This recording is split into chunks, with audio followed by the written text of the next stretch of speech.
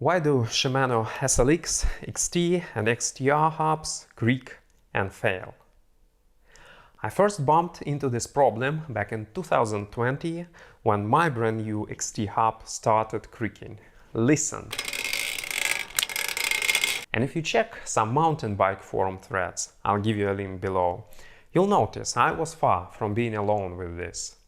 In short, these hubs creak and fail so often simply because of an engineering failure. 3 years ago, I would not believe Shimano could drop something like this to the market. I have lots of their parts on my bicycles and they are highly reliable. Sadly, not these hubs. About 5 years ago, Shimano was advertising a new hub technology named Silence. It was supposed to come with a new mountain bike drivetrain family and completely eliminate the rattling sound while coasting. Some pros and media even got their hands on pre-production units. We'll never know what actually happened further, but the technology was then abandoned and stopped being advertised. Cycling Tips posted some news on this in early 2019. I'll put a link below. The new family of SLX, XT and XTR hubs was released in a while, but already without any claims for silent coasting. Its design was similar to the one advertised as Silence, though not the same. The released version worked in a strange way. It switched on its own between rattling and silent coasting, back and forth, and you never knew when.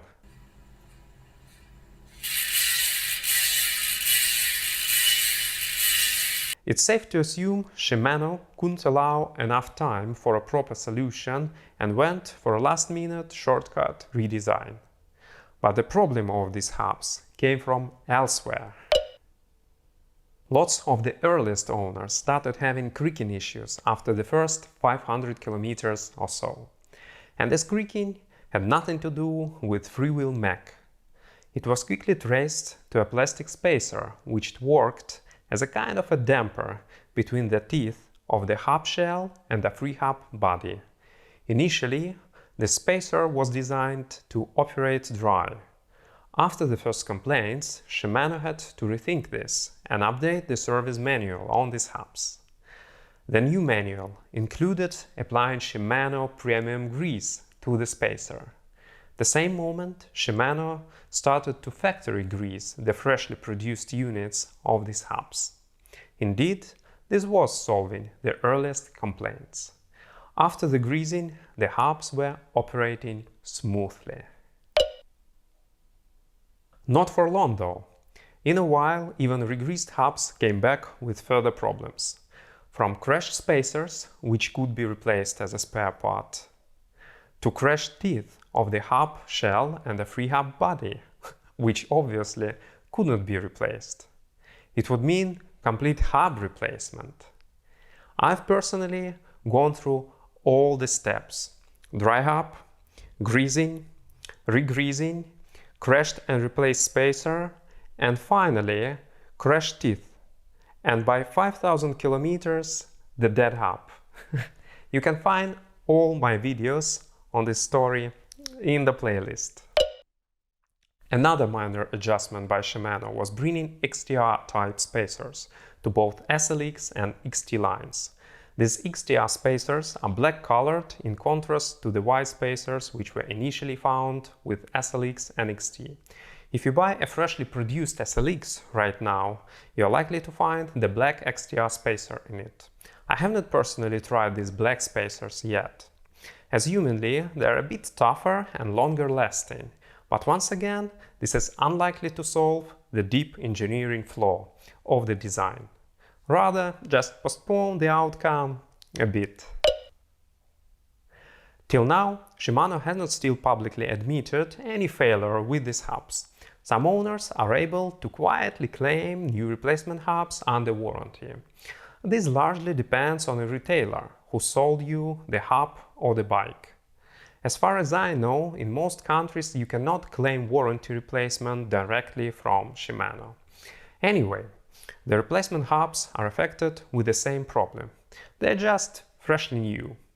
Most owners of faulty hubs prefer to switch in favor of another manufacturer and forget these Shimano hubs as a nightmare.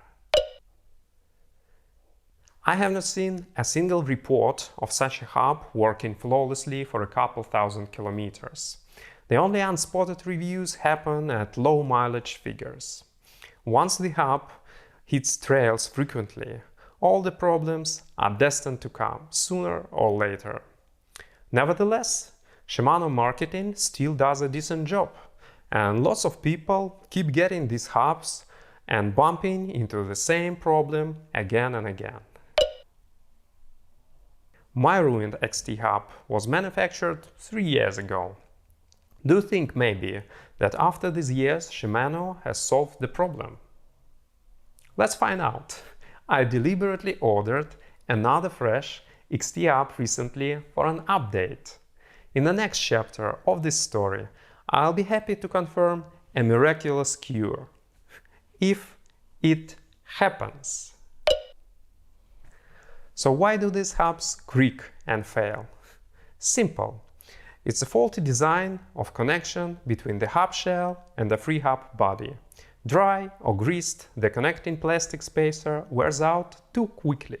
At first, this results in creaking, and afterwards in crashed connecting teeth on both the hub shell and the free hub body. A question with no simple answer though is how Shimano could be so neglectful.